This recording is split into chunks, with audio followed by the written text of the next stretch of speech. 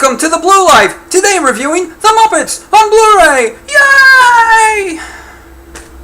Sounds so much better when Kermit does it.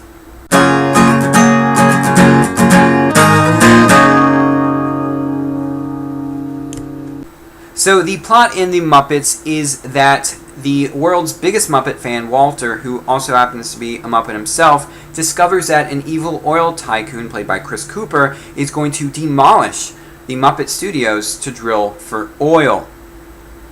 And so Walter, along with his brother Gary, and Gary's girlfriend Mary, try to get the Muppets back together because the only way they can save the studio is to raise $10 million. And of course, the only way to do that is to put on a show.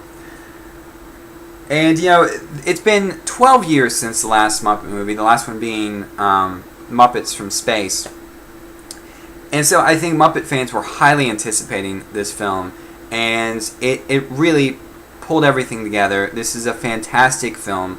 It has some great references to the Muppet Show and to past movies, and, you know, the Muppets really are in safe hands. This was co-written by, let's see, Jason Segel and, oh, I should know this. Yes, Jason Segel and Nicholas Stoller. So they did a fantastic job in this. Brett McKenzie did the music, and you know the music in it is just great. Most of the songs are going to be stuck in your head months after seeing this film. And of course, Man or a Muppet, a song featured in this, won an Oscar, so that's fantastic. But you know, the story really does, you know, this is going to sound corny, but it really does touch your heart in the end. And that's what the Muppets are about. They're about, you know, fun. It's not about, you know, drama or depressing stuff. It's just about having fun and you know, just singing songs, and not about, you know, the harsh realities of life. It's a great movie to escape with.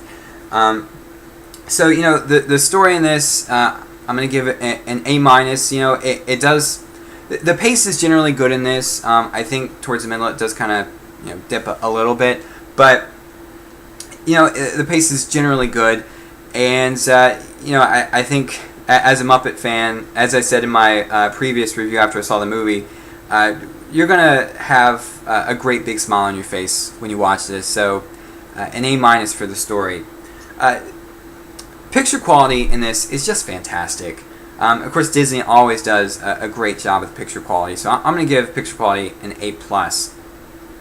So with these special features, you get, first off, Scratching the Surface, a hasty examination of the making of the Muppets. And this is actually funny. Instead of like a really in-depth making of kind of featurette, they just kind of put together this kind of short one, but very funny. It just like briefly talks about some pieces of making the film, and I really enjoyed it.